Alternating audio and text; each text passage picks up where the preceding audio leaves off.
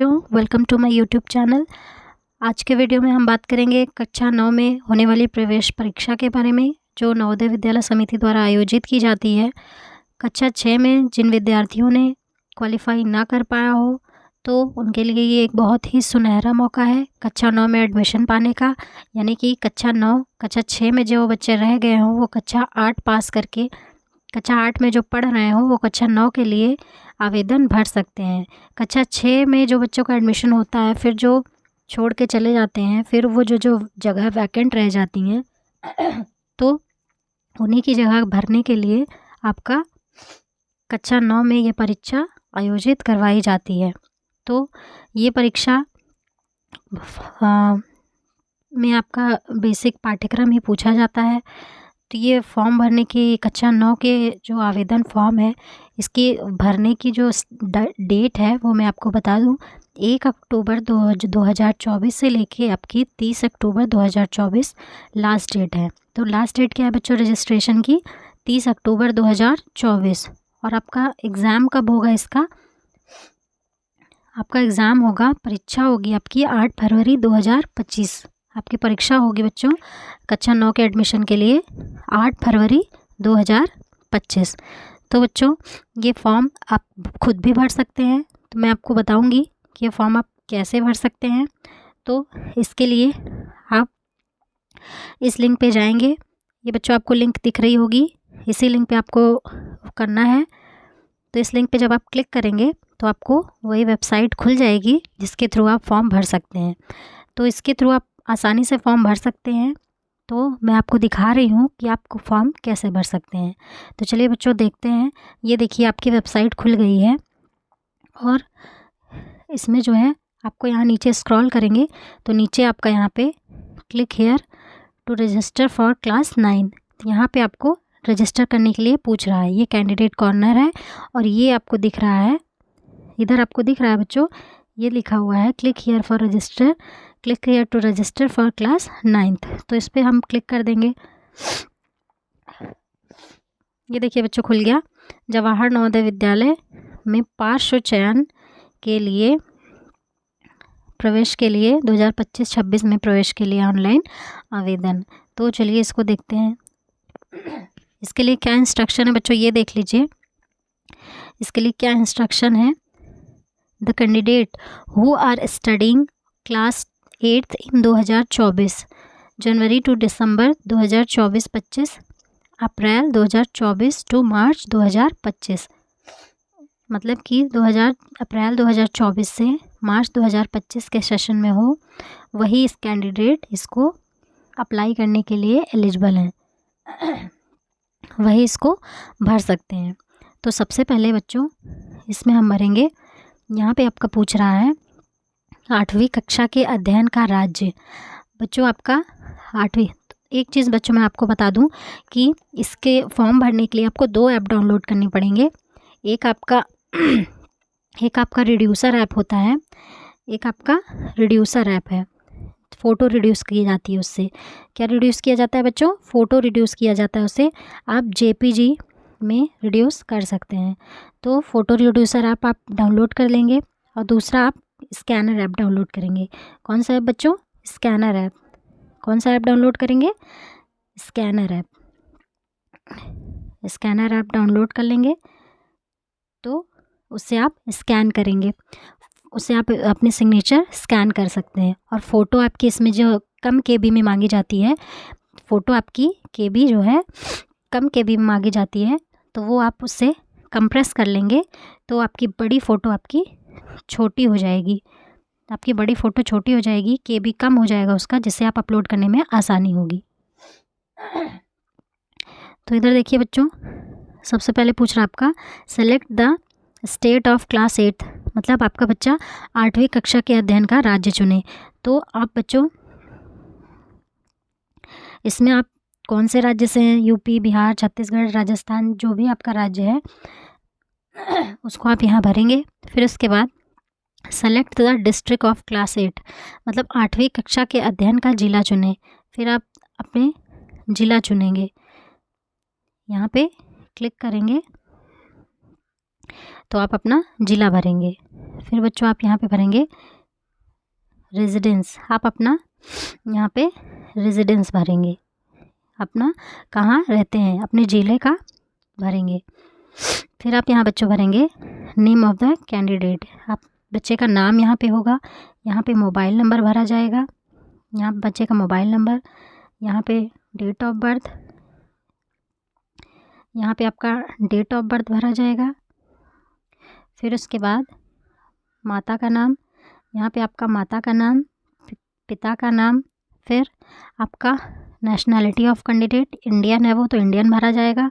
फिर आपका identification mark, यहाँ पे आपका भरेंगे आइडेंटिफिकेशन मार्क, आपका पहचान चिन्ह, पहचान चिन्ह क्या है वो आपको यहाँ भरना है। जैसे आपके नाक के बाईं ओर तिल है, नाक के बाईं ओर तिल है तो आप यहाँ पे वो भरेंगे।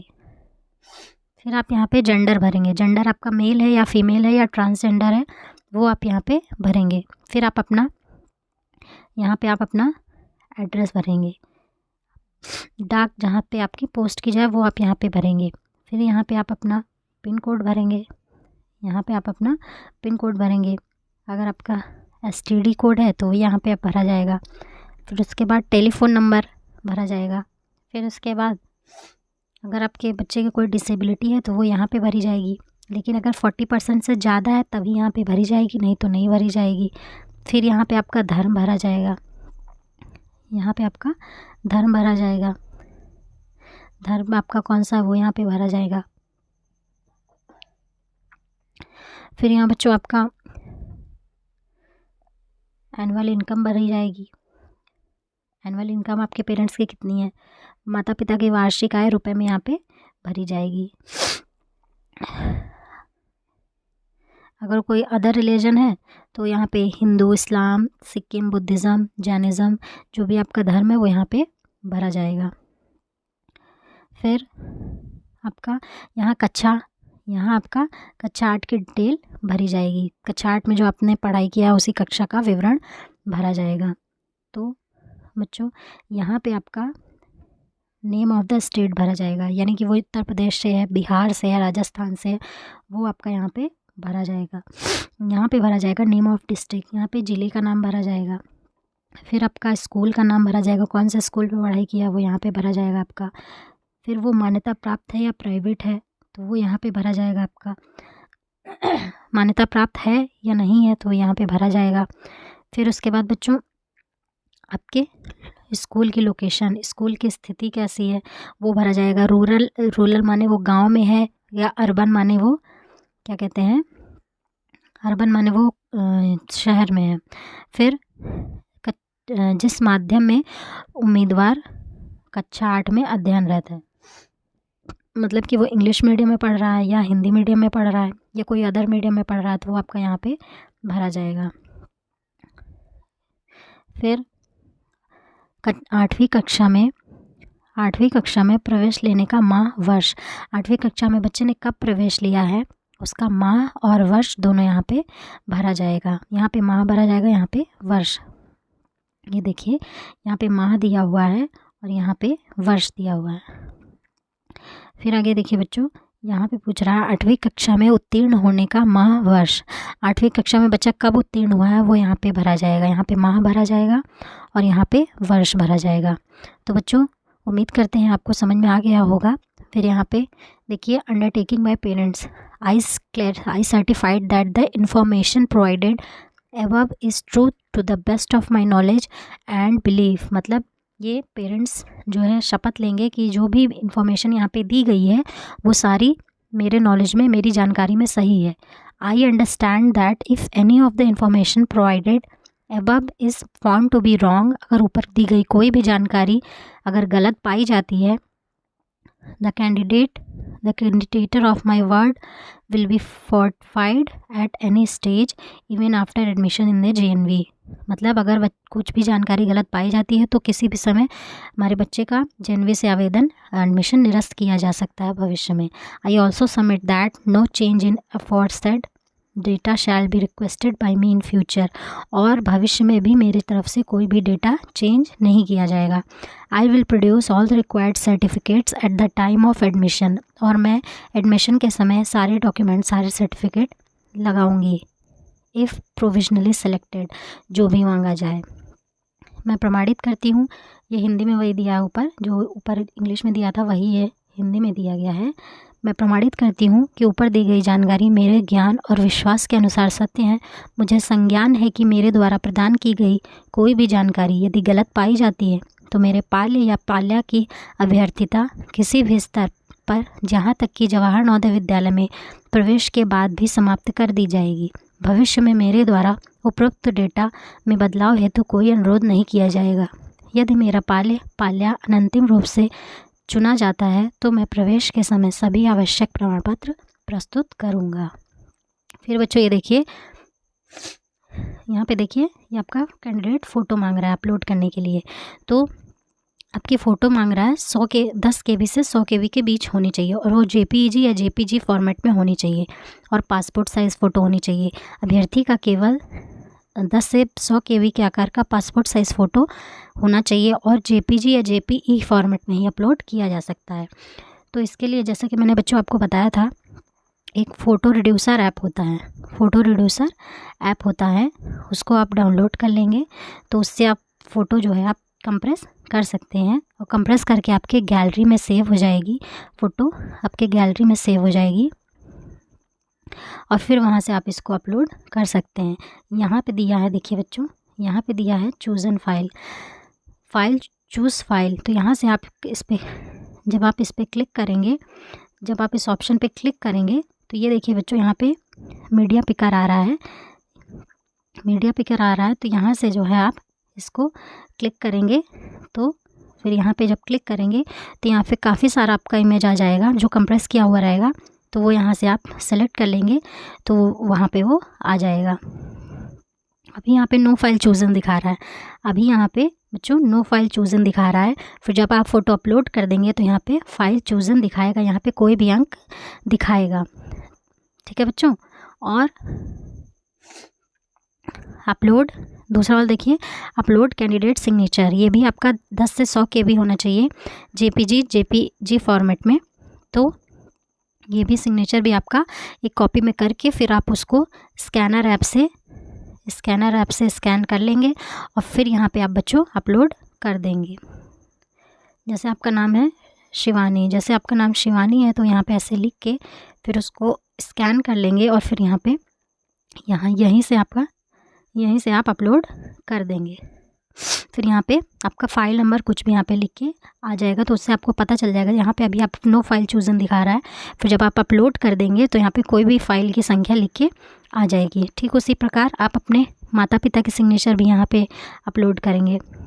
यहाँ पे आप अपने माता पिता के सिग्नेचर बता रहा है, यहाँ पे आप अपने माता पिता के सिग्नेचर अपलोड करेंगे। जो भी आप सिग्नेचर कर रहे हैं माता पिता आपके करेंगे, वो यहाँ पे स्कैन करके उसी स्कैनर ऐप से आप अपलोड करेंगे।